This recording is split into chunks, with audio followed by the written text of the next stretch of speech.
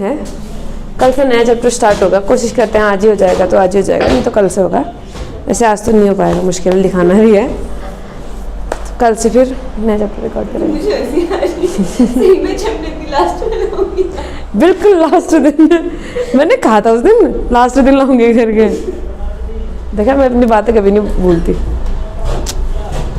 हाँ वो नोट्स भेजना भूल गई बस, बाकी ठीक है। अभी भी नहीं भेजे?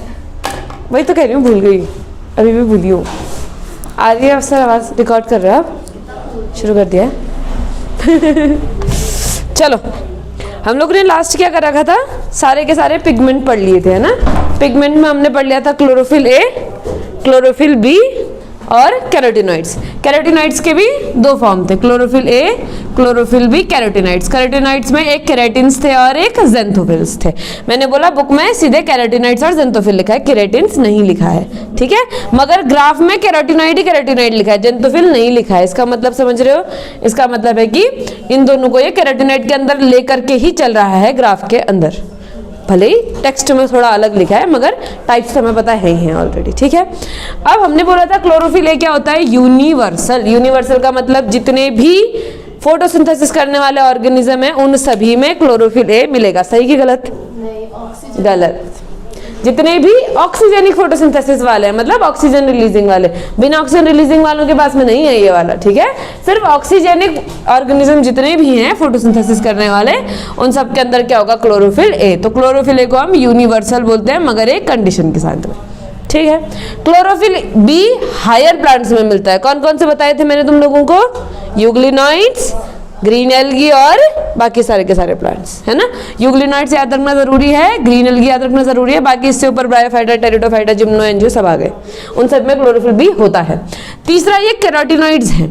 केराटिनॉइड्स वहां सब जगह होंगे जहां भी क्लोरोफिल ए होगा।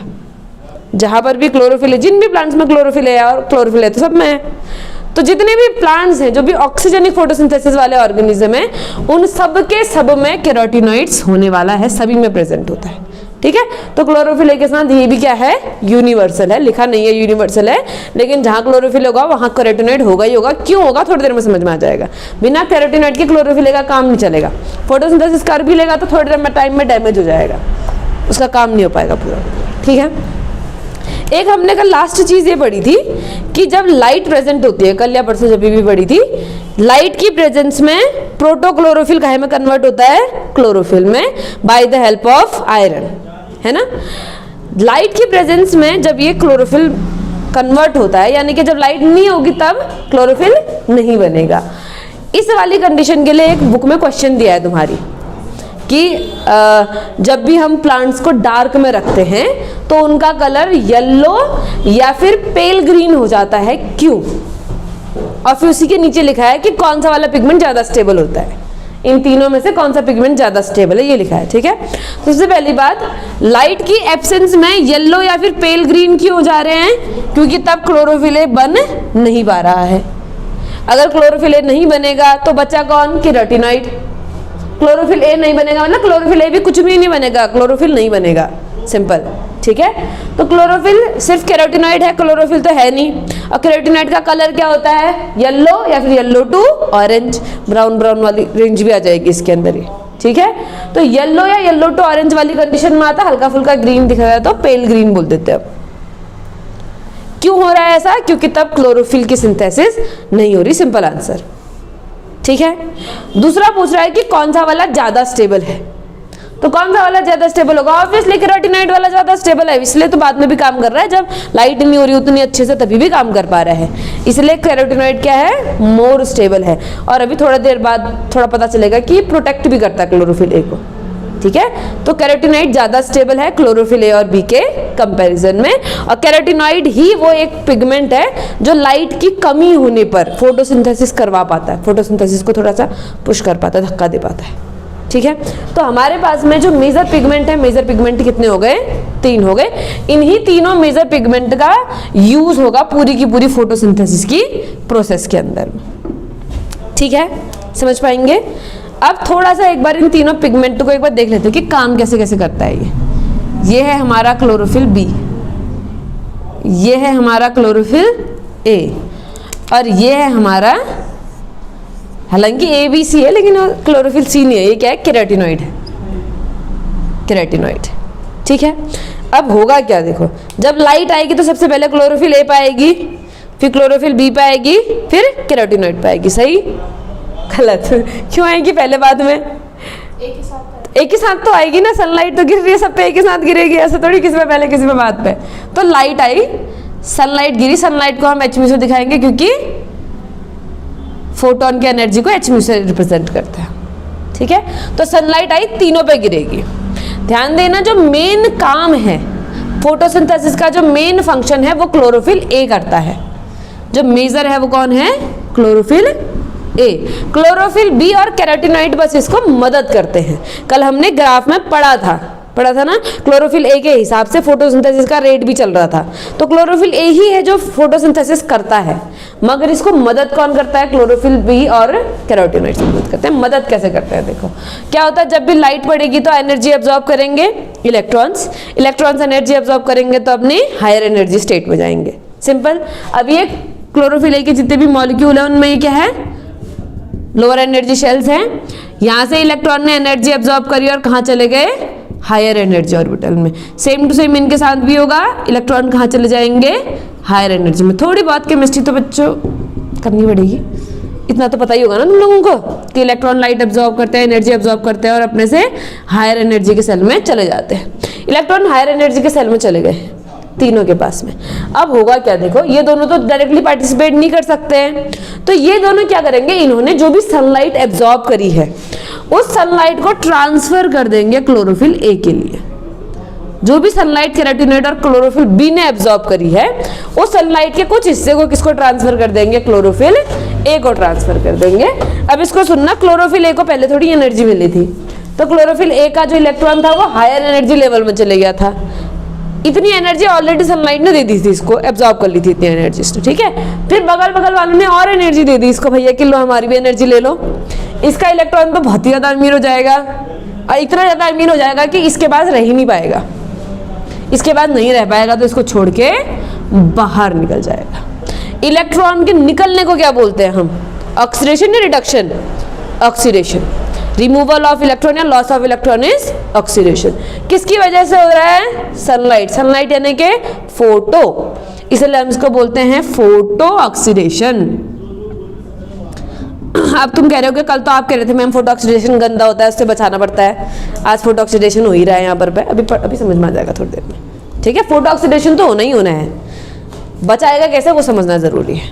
अब देखो, ये काम हो गया, ऑक्सीडेशन हो गया, इसने क्या कर दिया? इलेक्ट्रॉन को रिलीज कर दिया। अब ये इलेक्ट्रॉन क्या करेगा? ये इलेक्ट्रॉन एटमॉस्फेयर से कार्बन डाइऑक्साइड को लेगा और बना देगा ग्लूकोज। कैसे बना दिया भाई? बिना हाइड्रोजन के। आ रहा हाइड्रोजन, रुक जाओ थोड़ा इसके साथ साथ अब देखो, अगर ये इलेक्ट्रॉन ऐसे जाते रहे तो क्लोरोफिल ऐसे सारे इलेक्ट्रॉन खत्म हो जाएंगे। इससे ये होगा खराब effect of photo oxidation. Chlorophyll A है, उसके पास इलेक्ट्रॉन्स हैं ढेर सारे, क्योंकि बहुत सारे एटम में क्लोरोफिल का स्ट्रक्चर हम पढ़ चुके हैं ऑलरेडी। ठीक है, उसमें से इलेक्ट्रॉन रिलीज हो रहे हैं। अगर इलेक्ट्रॉन रिलीज, और बीच में मैग्नीशियम है हमारे पास में, ठीक है, अगर इलेक्ट्रॉन रिलीज होते जाएंगे तो एक समय बाद तो सारे इलेक्ट्रॉन खत्म हो जाएंगे क्लोरोफिल ए के पास में। इनसे तो नहीं निकल तो इनको तो कोई दुख नहीं है। दुख किसको है? क्लोरोफिल ए को है। इलेक्ट्रॉन खत्म मतलब खुद भी खत्म हो जाएगा, डिस्टर्ब हो जाएगा, या तो रिएक्ट कर लेगा किसी और के साथ, जुड़ जाएगा, अनस्टेबल हो गया ना इलेक्ट्रॉन की कमी की वजह से। तो इसकी इलेक्ट्रॉन की कमी को बचाना है हमने, रोकना है, ऑक्सीडेशन, फोटो ऑक्सीडेशन को रोकना है। ये वाला ऑक्सीडेशन तो होता रहेगा, इससे जो इसको लॉस हो रहा है उससे बचाना है हमने। तो ये कैरोटीनॉइड में कैरोटीनॉइड मदद करता है इसमें। ठीक है, अब सुनना होगा क्या, हमारे पास में है वाटर, रूट्स ने वाटर एब्जॉर्ब कर रखा है। जैसे ही वाटर के ऊपर सनलाइट पड़ेगी, इस सनलाइट की वजह से ये वाटर ब्रेक डाउन करेगा और वाटर टूटेगा, कंप्लीट आयोनाइजेशन हो जाएगा। हाइड्रोजन पॉजिटिव आयन यानी कि प्रोटॉन प्लस O नेगेटिव होता है, वैसे तो OH नेगेटिव होता है, OH भी और टूटेगा तो O और H अलग अलग हो जाएगा, O नेगेटिव H पॉजिटिव हो जाएगा। ये क्या करेगा, उस O और H का भी ये ऑक्सीजन तोड़ देगा। इस ऑक्सीजन को भी, इसमें से एक इलेक्ट्रॉन ज्यादा तभी तो नेगेटिव आया है, ये क्या करेगा, इस इलेक्ट्रॉन को भी निकाल के अलग कर देगा। अब ये हो गई न्यूली सिंथेसाइज्ड ऑक्सीजन, और ये होती है खतरनाक रिएक्टिव। जितने भी कंपोनेंट है उनको जाकर के ऑक्सीडाइज करवाते फिरेगी ये। ऑक्सीजन के ऐड होने को ऑक्सीडेशन कहते हैं ना, तो सबको ऑक्सीडाइज करवाती फिरेगी ये। तो हमने क्या करना है, इस ऑक्सीजन को चुप कराने की, भैया रुक जा, नहीं करो तबाह सब कुछ। तो अब आएगा कैरोटीनॉइड, ये बोलेगा भैया लाओ हमें दो। कैरोटीनॉइड में कौन कौन, केराटिन और ज़ेंथोफिल्स, ठीक है। ये क्या करेगा, बोलेगा भैया ऑक्सीजन हमें दो, हम क्या करेंगे, इस ऑक्सीजन को कन्वर्ट कर देंगे O2 गैस में। ऑक्सीजन को कन्वर्ट करा किसमें, O2 गैस में। अब एक वाटर टूटेगा तो एक ही ऑक्सीजन निकलेगा, तो हमें कितने वाटर तोड़ने पड़ेंगे, 2 वाटर तोड़ने पड़ेंगे। एक से 2 हाइड्रोजन मिलते थे, तो अब 2 से कितने हाइड्रोजन मिलेंगे, 4 हाइड्रोजन मिलेंगे। और यहाँ पर पे 2 इलेक्ट्रॉन बनते थे, तो अब कितने इलेक्ट्रॉन बनेंगे, 4। O2 नेगेटिव होता है ना, तो 2 इलेक्ट्रॉन निकलेंगे पहले, तो बन गए कितने, टोटल 4 इलेक्ट्रॉन। इन 2 ऑक्सीजन को यूज करके इसने क्या बना दिया, O2 गैस। अब ब्रेक डाउन हो गया वाटर का। ऑक्सीजन तो निकल ली, इन इलेक्ट्रॉन को इसने ले लिया कि भैया हमारी जो डेफिशिएंसी चल रही है उसको खत्म करो, हमें पूरा करो। ये जो हाइड्रोजन है ये इस इलेक्ट्रॉन के साथ मिल जाएगा, H पॉजिटिव प्लस इलेक्ट्रॉन मतलब हाइड्रोजन, ऐसा ही तो होगा ना। अगर H पॉजिटिव में मैं एक इलेक्ट्रॉन ऐड कर दूं तो क्या बन जाएगा, हाइड्रोजन एटम बन जाएगा। अब ये हाइड्रोजन एटम जाकर के कार्बन डाइऑक्साइड के साथ मिलेगा और क्या बन जाएगा, ग्लूकोज बन जाएगा। समझ में आई, पक्का, सिंपल है, बहुत सिंपल है। वाटर टूट रहा है, प्रोटॉन बन रहे हैं, प्रोटॉन जाके इलेक्ट्रॉन के साथ मिल जा रहे हैं, जिससे बन जा रहा है हाइड्रोजन, और हाइड्रोजन जाकर के कार्बन डाइऑक्साइड के साथ मिलेगा और क्या बन जाएगा, ग्लूकोज। जो इलेक्ट्रॉन निकले ये जा रहे हैं क्लोरोफिल ए को शांत कराने के लिए। ये जो ऑक्सीजन है इनको मिला करके बना दिया ऑक्सीजन की गैस, इसी को हम ले रहे हैं। तो अगर सिर्फ क्लोरोफिल ए होगा, कैरोटीनॉइड नहीं होगा, तो ये फ्री ऑक्सीजन कोई फिक्स नहीं कर पाएगा। अगर फ्री ऑक्सीजन फिक्स नहीं होगी तो क्लोरोफिल ए डैमेज हो जाएगा, काम नहीं हो पाएगा। इसीलिए जहां भी क्लोरोफिल ए है वहां क्या है, कैरोटीनॉइड। समझ रहे हो, बिना कैरोटीनॉइड के काम कर ही नहीं सकता वो, चाहे कितना ही हायर प्लांट बन जाए। क्लोरोफिल ए कर ही नहीं पाता ऑक्सीजन को रिड्यूस, ऑक्सीजन को रिड्यूस करके मिलाना क्लोरोफिल ए का काम है ही नहीं, ठीक है। तो इसीलिए यहाँ पर क्या होगा, किसकी मदद चाहिए पड़ेगी हमको, कैरोटीनॉइड की मदद। इतना सिस्टम समझ में आ गया, पक्का। इसको थोड़ा सा और आगे लेकर के जाते हैं। आगे लेकर के अब हम पढ़ेंगे फोटो सिस्टम्स। फोटो सिस्टम्स क्या है, हम लोगों ने ऑलरेडी क्लोरोप्लास्ट में पढ़ दिया है, मेम्ब्रेनस पार्ट और ग्रेनम पार्ट, फ्लूइड ग्रेन और मेम्ब्रेन सिस्टम, ठीक है। मेम्ब्रेन सिस्टम के अंदर कौन कौन आता है हमारा, थाइलेकॉइड मेम्ब्रेन और ग्रेनास्ट्रोमा, ग्रेनास्ट्रोमा और थाइलेकॉइड मेम्ब्रेन, हाँ ठीक है। ग्रेना लैमिला और स्ट्रोमा लैमिला, क्या बोल रही हूँ मैं भी, थाइलेकॉइड मेम्ब्रेन और स्ट्रोमा लैमिला होता है जो हमारा। स्ट्रोमा क्या है, वो दोनों को बीच से जोड़ने वाला, दो ग्रेना को जो बीच में जोड़ने वाला है, उसकी जो मेम्ब्रेन है उसको हम क्या बोलते हैं, स्ट्रोमा लैमिला बोलते हैं। ये जितनी भी मेम्ब्रेन है, अब इसको मैं थोड़ा ऐसे दिखाती हूँ, ठीक है। ये है हमारी थाइलेकॉइड। थाइलेकॉइड में कितने मेम्ब्रेन सिस्टम होता है, एक या दो। जैसे क्लोरोप्लास्ट डबल मेम्ब्रेन बाउंड होता है, माइटोकॉन्ड्रिया डबल मेम्ब्रेन बाउंड होता है, ऐसे थाइलेकॉइड में भी 2 मेम्ब्रेन होते हैं ना, सिंगल ही होता है, गुड। तो 2 क्यों बना रही हूँ फिर मैं ये, बाइलेयर होती है ना, तो ये आउटर लेयर है और ये इनर लेयर है, बाइलेयर फॉर्म है, ठीक है। ये क्या होगी, थाइलेकॉइड की मेम्ब्रेन। मेम्ब्रेन के बाहर का पार्ट क्या होता है, स्ट्रोमा, फ्लूइड वाला पार्ट, और अंदर वाले पार्ट को हम क्या बोलते हैं, ल्यूमेन, ठीक है। अब ये जो हमारा थाइलेकॉइड की मेम्ब्रेन है, थाइलेकॉइड की मेम्ब्रेन में ऐसे प्रोटीन से घिरा हुआ पाउच लाइक स्ट्रक्चर प्रेजेंट होता है, ऐसे ढेर सारे हैं, इनको हम बोलते हैं क्वांटासोम्स।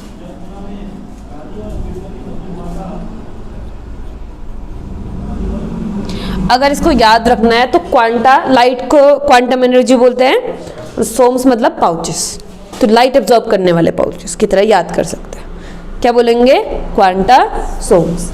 इसको फोटो सिस्टम भी बोलते हैं, क्वांटासोम्स को ही क्या भी बोलते हैं, फोटो सिस्टम, एक ही नाम है, ठीक ठीक है।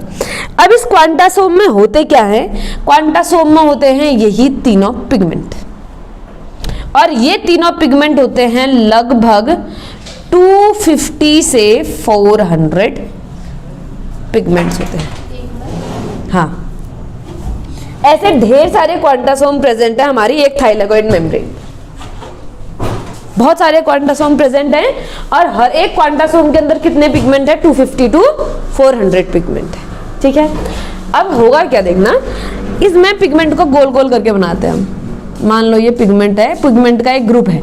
अब ग्रुप है करके कैसे पता चलेगा, इसके बाहर प्रोटीन की एक कवरिंग होगी जिससे हमें पता चल जाएगा कि ये एक ग्रुप है, दूसरा ग्रुप है, तीसरा ग्रुप है करके।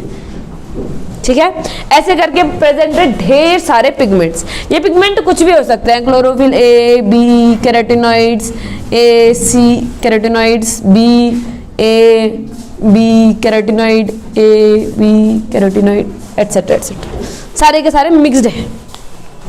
सबसे ज़्यादा क्लोरोफिल ए होता है, फिर बी, फिर कैरोटिनॉइड होता है, लेकिन होंगे तीनों के तीनों। ठीक है, इन सभी में इस पूरे को हम कलेक्टिवली क्या बोलते हैं, क्वांटासोम बोलते हैं। अब इसमें इस क्वांटासोम में ना वैसे हैं तो सारे के सारे पिगमेंट, लेकिन क्वांटासोम को मेजरली हमने दो ग्रुप्स में डिवाइड कर, ग्रुप क्या, दो चीजें हैं क्वांटासोम के अंदर। ठीक है, एक तो लाइट ट्रैपिंग सिस्टम है, फोटो ट्रैपिंग सिस्टम है जो लाइट को कैच करेगा, एब्जॉर्ब करेगा, ट्रैप करेगा। ठीक है, जिसको हम एंटीने भी बोलते हैं। जैसे डिश होता है ना, डिश बड़ा, और ये छतरी लगाते हैं बड़ी सी, बीच में एक होता है LMB बोलते हैं, कुछ बोलते हैं, जिसमें से सिग्नल आते हैं, और बड़ा सा क्या होता है, एंटीना होता है। तो उतने बड़े एंटीना की जरूरत थोड़ी है, LMB से अकेले भी तो सिग्नल जा सकता है ना। ऐसे करके डिश होता है बड़ा सा, और यहाँ पे डंडी लगा करके एक ऐसा गोल गोल सा होता है, LMB कहता है शायद से, मुझे नाम याद नहीं आ रहा अच्छे से। तो इतने बड़े डिश की जरूरत क्या है, ऐसे ये अकेला भी तो सिग्नल रिसीव कर सकता है ना। इतने बड़े डिश की जरूरत क्यों है, ये बहुत बड़े एरिया में है, तो ढेर सारे सिग्नल्स को रिसीव करेंगे और रिसीव करके सबको इसको दे देंगे, जिससे जो सिग्नल की स्ट्रेंथ होगी वो बढ़ जाएगी। बिल्कुल यही सेम टू सेम काम होता है फोटो सिस्टम के अंदर में। फोटो सिस्टम में जितने भी पिगमेंट हैं 250 से 400 के अंदर में, उन सब में से सिर्फ एक क्लोरोफिल ए को छोड़ करके, एक क्लोरोफिल ए, बाकी सारे के सारे ए बी कैरोटिनॉइड सब सारे के सारे मिल करके काम करते हैं एंटीना की तरह, लाइट ट्रैपिंग सिस्टम की तरह। और ये एंटीना क्या करते हैं, जो भी सनलाइट आएगी उस सनलाइट को एब्जॉर्ब करेंगे और ट्रैप करके किसको दे देंगे, ट्रांसफर किसको कर देंगे, इस वाले को कर देंगे ट्रांसफर। सब, हाँ, ए हो बी हो चाहे कैरोटिनॉइड हो कोई भी हो, सबके सब लाइट एब्जॉर्ब करेंगे और एब्जॉर्ब करके किसको दे देंगे, एक क्लोरोफिल ए को दे देंगे। और ये वाला जो क्लोरोफिल ए है इसको हम बोलते हैं रिएक्शन सेंटर। क्या बोलते हैं, रिएक्शन सेंटर बोलते हैं। रिएक्शन सेंटर क्यों, क्योंकि ये जो रिएक्शन हमने पढ़ी, ये रिएक्शन यहीं पर होती है। ये काम करना है, इसका काम एब्जॉर्ब करके लाइट वाइट सब देना है, बाकी सबका काम। तो पूरा मिला करके फोटो सिस्टम है, इसके अंदर क्या क्या है, रिएक्शन सेंटर और एंटीना। ठीक है, अब ये जो रिएक्शन सेंटर है ना, ये रिएक्शन सेंटर दो टाइप की वेवलेंथ पे अच्छा काम करता है। एक तो ऐसा होता है जो 680 नैनोमीटर पे काम करता है बढ़िया से, और एक होता है जो 700 नैनोमीटर पे काम करता है एकदम बढ़िया से। 680 नैनोमीटर में और 700 नैनोमीटर में। तो जो 680 नैनोमीटर में काम करता है उसको हम बोलते हैं PS या P680 लिख देते हैं सीधे, P680। P680 का मतलब है ऐसा वाला फोटो सिस्टम हमारा जिसका जो रिएक्शन सेंटर है वो 680 नैनोमीटर में मैक्सिमम काम करता है, पीक देता है। इसका मतलब ये नहीं कि 640 में नहीं करेगा, 630 में नहीं करेगा, काम तो 640 630 सब में करेगा, लेकिन उसको हम लोग 680 क्यों बोल रहे हैं, क्योंकि उस वाली वेवलेंथ में सबसे बढ़िया काम करता है। ठीक है, दूसरा वाला को हम बोलेंगे P700। क्या बोलेंगे हम इसको, P700। क्यों, क्योंकि ये 700 की वेवलेंथ में बढ़िया सा काम करेगा, अच्छे से काम करके देगा हमको। ठीक है, ये वाला जो पूरा का पूरा एक्सपेरिमेंट है, ये जो पूरा का पूरा कॉन्सेप्ट है, ये फोटो सिस्टम की लाइट एब्जॉर्बेंस की पावर पर डिपेंड कर रहा है कि कौन कितना लाइट एब्जॉर्ब कर लेगा। जो हम ग्राफ पढ़ के आ रखे हैं उसी से कोरिलेटेड है, बिल्कुल रिलेटेड है। ठीक है। इसके बाद हमारा सिस्टम वगैरह चलेगा, फोटो सिस्टम 1, फोटो सिस्टम 2 वगैरह वगैरह। और फोटो सिस्टम 1, 2 पढ़ना है, इन्हीं को फोटो सिस्टम 1 और 2 बोलते हैं, है ना। वो फिर आगे आएगा। इससे पहले एक एक्सपेरिमेंट हमने पीछे छोड़ रखा है, याद है तुम लोगों को? कौन सा एक्सपेरिमेंट हमने छोड़ रखा है?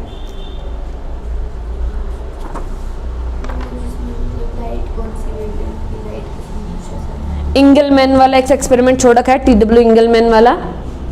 थोड़ा बुक तो लाए नहीं होंगे तुम लोग, बड़े होशियार लोग हो। इसमें देखो तुम लोग, चलो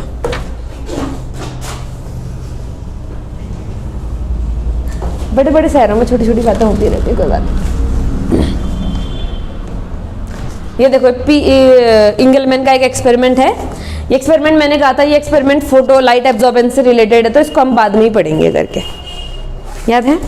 अब इस एक्सपेरिमेंट को थोड़ा सा मैं समझा देती हूँ। ये एक्सपेरिमेंट इस बात पे डिपेंड करता है कि जो फोटोसिंथेसिस है वो कौन सी लाइट पे सबसे अच्छे से होती है, ठीक है। तो अब इंगलमैन ने क्या किया, इंगलमैन ने एक ऐसा ट्यूब लिया। इस वाले कॉन्सेप्ट को यहीं पर रोक करके रखना, ठीक है। ये P700 को बोलते हैं PS1 फोटो सिस्टम 1, और इसको बोलते हैं PS2 फोटो सिस्टम 2।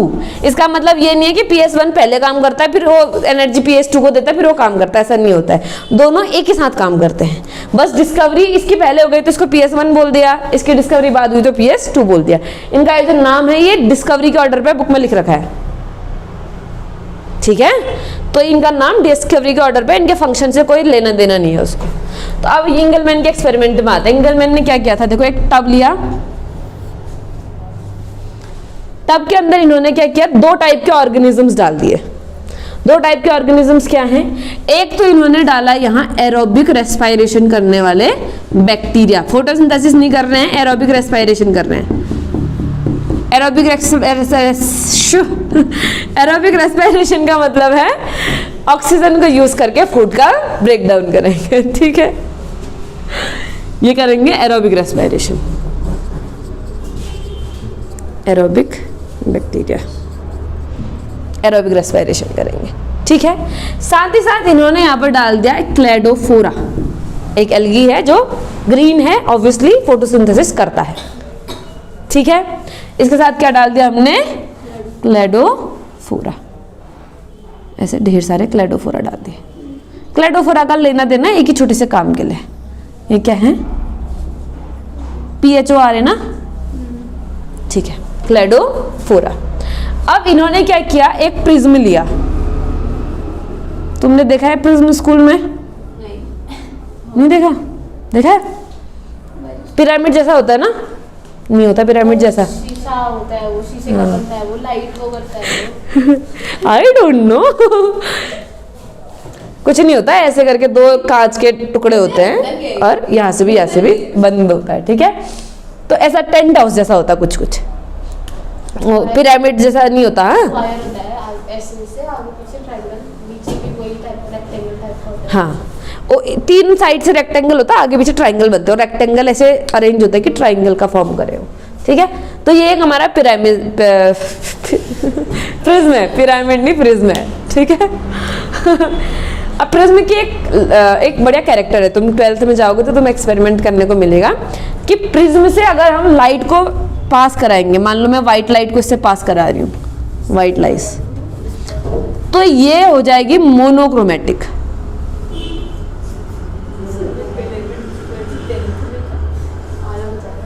ठीक है। प्रिज्म से हम अगर किसी व्हाइट लाइट को पास करवाएं, फिर कुछ फिल्टर वगैरह उसको करें, तो उससे हमें मोनोक्रोमेटिक लाइट मिल जाती है। तो प्रिज्म का यूज हम इसलिए करते हैं, पहले तो व्हाइट लाइट डिस्पर्स करेगी, फिर यहाँ अंदर एक और वो सोल्यूशन टाइप का होता है, उस सोल्यूशन के थ्रू पास करवाया जाता है, जिससे तुमको पता सारी डायरेक्शन में मूव करना बंद हो जाएगा, मोनोक्रोमेटिक लाइट बनेगी उसके बाद में, सिंगल वेवलेंथ वाली, ठीक है।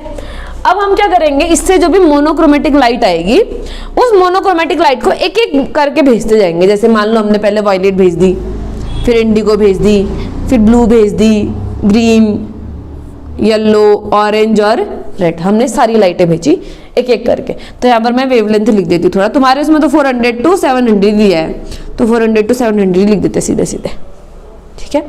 अब देखो एक बात सिंपल सी है, जिस वेवलेंथ पर फोटोसिंथेसिस सबसे ज्यादा होगी, उस वेवलेंथ में ऑक्सीजन भी सबसे ज्यादा निकलेगी। जितने ज्यादा फोटोसिंथेसिस उतना ज्यादा ऑक्सीजन का लिबरेशन। तो जहां फोटोसिंथेसिस ज्यादा हो रही है मतलब वहां ऑक्सीजन ज्यादा रिलीज होगी। तो ऑक्सीजन का काउंट करके हम बता सकते हैं। अब हम ऑक्सीजन ऐसे तो काउंट नहीं कर सकते थे, तब थोड़ा मशीन इंस्ट्रूमेंट थोड़ा पुराने टाइप के थे। तो इन्होंने एक काम किया, इन्होंने बोला एक काम करता हूं, बैक्टीरिया रख देता हूँ, एरोबिक बैक्टीरिया। ऑक्सीजन जितनी ज्यादा होगी बैक्टीरिया की कॉलोनी उतनी बड़ी हो जाएगी, और ऑक्सीजन जितनी कम होगी बैक्टीरिया की कॉलोनी उतनी ही कम होती जाएगी। क्योंकि जितना ज्यादा ऑक्सीजन मिलेगा मेटाबॉलिज्म उतना फास्ट होगा, रिप्रोडक्शन उतना जल्दी करेंगे वो, उनको खाली सेल डिवाइड ही तो करना है ना। तो उन लोगों ने क्या किया, इन्होंने काम किया कि मैं एक काम करता हूँ, डायरेक्टली ऑक्सीजन का लिबरेशन पता नहीं कर सकता हूँ तो मैं बैक्टीरिया को छोड़ देता हूँ। इन्होंने इसी सोल्यूशन में, इसी मोनोक्रोमेटिक लाइट के अंदर बैक्टीरिया को रिलीज कर दिया, एरोबिक बैक्टीरिया को। अब हुआ क्या, जैसे ही इन्होंने GYOR, जैसे इन्होंने एक एक करके सारी की सारी मोनोक्रोमेटिक लाइट डाली तो देखा वॉयलेट में ठीक ठाक ग्रोथ हो रही है, इंडिगो में भी ठीक ठीक ग्रोथ हो रही है, ब्लू में ग्रोथ काफी अच्छी हो रही है। ब्लू लाइट में जो बैक्टीरिया की जो ग्रोथ है, कॉलोनी का जो साइज है अच्छा खासा बढ़ रहा है, बढ़िया ग्रोथ चल रही है, ठीक है। फिर उन्होंने देखा कि ग्रीन, येलो, ऑरेंज में तो ठीक ठाक ही उतना नहीं है, लेकिन रेड वाली में फिर से कॉलोनी की ग्रोथ क्या होगी, बहुत ही ज्यादा। तो सेम टू सेम जो कल हम लोगों ने ग्राफ पढ़ा था उसी ग्राफ का ये थोड़ा सिंपलर वर्जन है। इन्होंने बोला था कि जब हम ब्लू लाइट डाल रहे हैं तो एक तो तब कॉलोनी की ग्रोथ बहुत ज्यादा हो रही है, और एक जब हम रेड लाइट डाल रहे हैं तब कॉलोनी की ग्रोथ बहुत ज्यादा हो रही है। इसका मतलब ब्लू लाइट और रेड लाइट में फोटोसिंथेसिस की जो स्पीड होती है वो सबसे अच्छी होती है, सबसे ज्यादा फोटोसिंथेसिस होती है। सबसे ज्यादा फोटोसिंथेसिस मतलब ऑक्सीजन का जो लिबरेशन है वो भी क्या होगा, सबसे ज्यादा होगा, और तभी बैक्टीरिया की ग्रोथ भी क्या हो रही है, सबसे ज्यादा हो रही है। ये है इंगेलमैन का एक्सपेरिमेंट जो नहीं पढ़ाया था मैंने। तो अब कल ग्राफ पढ़ लिया, तब इसको समझना आसान है, तब समझाते तो थोड़ा सा वैसे आ तो जाता, लेकिन कनेक्ट करने में थोड़ा दिक्कत होती। तो इससे बढ़िया अभी पढ़ लिया जब टॉपिक चल ही रहा है, ठीक है। समझ में आ गई कहानियाँ, सारी बातें समझ में आई जितनी भी पढ़ी अभी तक का। फोटो सिस्टम भी समझ में आ गया, photo system 1, photo system 2। Photo system 1 और 2 के बाहर से क्या होती है, मेम्ब्रेन होती है। अब एक थोड़ा सा क्वेश्चन है, यहाँ लाओ बुक दो, एनसीईआरटी की लाइन का एक क्वेश्चन है, क्वेश्चन सुनना। क्वेश्चन बोला, each photo system has all the pigment forming a light harvesting system. Light trapping system को लाइट हार्वेस्टिंग सिस्टम कहते हैं। सही है, गलत है?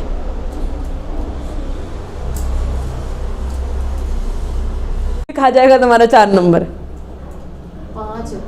5, एक तो गलत में भी कटेगा, ठीक है। तो लाइन पूरी की पूरी एनसीईआरटी की है, क्वेश्चन पूछता भी है। अब पुराना वाला और डार्क वाला तो तुमने देख लिया, बुक की एक्सरसाइज में है तो क्यों नहीं पूछेगा, है ना। तो ये थोड़े जो शब्द होते हैं शब्द घुमा करके लिखे हैं एनसीईआरटी ने, समझ लेना है। एक और चीज है कि हम कैसे पता करेंगे कि फोटो सिस्टम, ये एक फोटो सिस्टम है, दूसरा फोटो सिस्टम है, तीसरा फोटो सिस्टम है, कैसे पता करेंगे बताओ?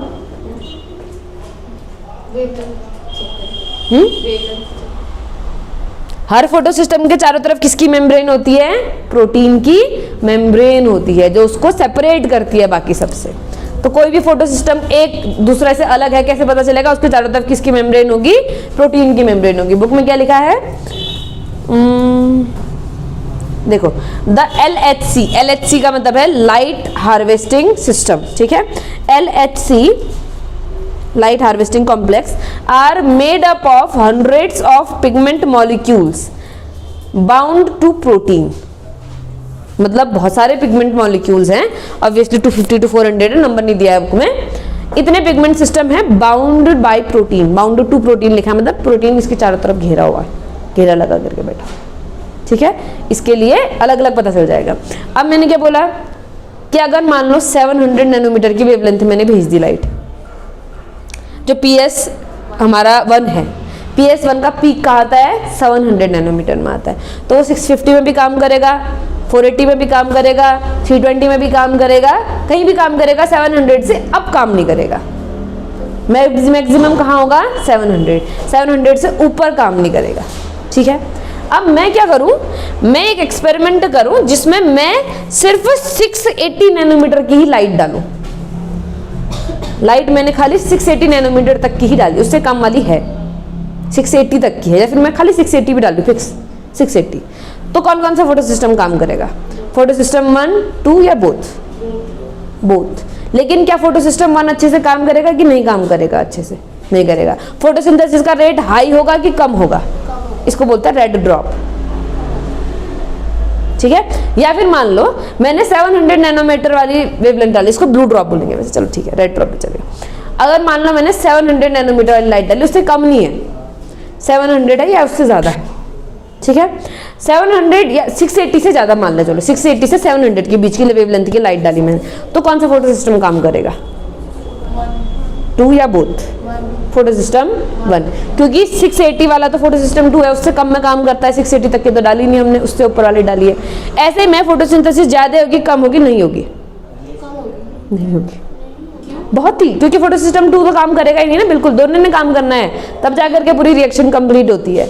अभी हम वैसे एक साइक्लिक भी है, एक सिंगल नॉन साइक्लिक भी है, वो सारा कुछ हम पढ़ेंगे अभी। लेकिन जब हम सिर्फ फोटो सिस्टम 1 काम करे, फोटो सिस्टम 2 काम करेगा तो 1 तो काम करेगा ही करेगा ऑब्वियसली, लेकिन अगर सिर्फ फोटो सिस्टम 1 काम करे, 2 काम करे और 1 भी काम करे कम तो रेट कम होगा, ज़्यादा नहीं होगा। लेकिन अगर खाली एक ही काम कर रहा है, फोटो सिस्टम 1 काम कर रहा है, तो फिर हमारा फोटोसिंथेसिस पूरा नहीं हो पाएगा, ठीक है। इसीलिए जो भी हमारी लाइट पड़ती है, वो लाइट हम क्या करते हैं, 7 और 680 दोनों वाली लाइट डालते हैं। जब भी हम कोई भी लैब में रिएक्शन करवा रहे होते हैं फोटोसिंथेसिस की, तो हम 700 नैनोमीटर वाली लाइट की वेवलेंथ डालते हैं और 680 नैनोमीटर की लाइट की वेवलेंथ डालते हैं। और जब हम फिक्स डालेंगे 700 और 680, तो जो रेट ऑफ रिएक्शन होगा, जो फोटोसिंथेसिस का स्पीड होगा, वो सबसे ज़्यादा हाई होगा, मैक्सिमम स्पीड में चलेगी। जब 700 और 680 वेवलेंथ की लाइट डालेंगे, तब ऑप्टिमम फोटोसिंथेसिस, सबसे ज़्यादा फोटोसिंथेसिस, ठीक है। ये हो गया हमारा पूरा का पूरा लाइट रिएक्शन का जो फोटो सिस्टम था वो कंप्लीट। चलेगा इतना? माइटोकॉन्ड्रिया याद है किसी को? माइटोकॉन्ड्रिया वहां पड़ा था सेल में, याद है कि नहीं है? है? माइटोकॉन्ड्रिया की इनर मेम्ब्रेन में कुछ प्रेजेंट होते हैं ऑक्सीसोम नाम के। कैसे होते हैं वो? गोल है, वेरी गुड।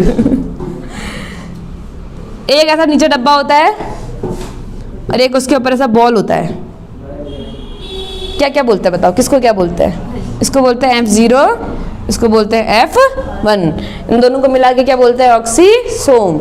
ये कहाँ होते हैं? माइटोकॉन्ड्रिया में। यहाँ क्यों है फिर? यहाँ भी होते हैं क्योंकि मैं आई नहीं थी, कुछ नहीं है, मेरे को काम। Very good. बिल्कुल काम वाले पढ़ने के दिन आना ही मत, तू बिल्कुल नहीं आना, ठीक है।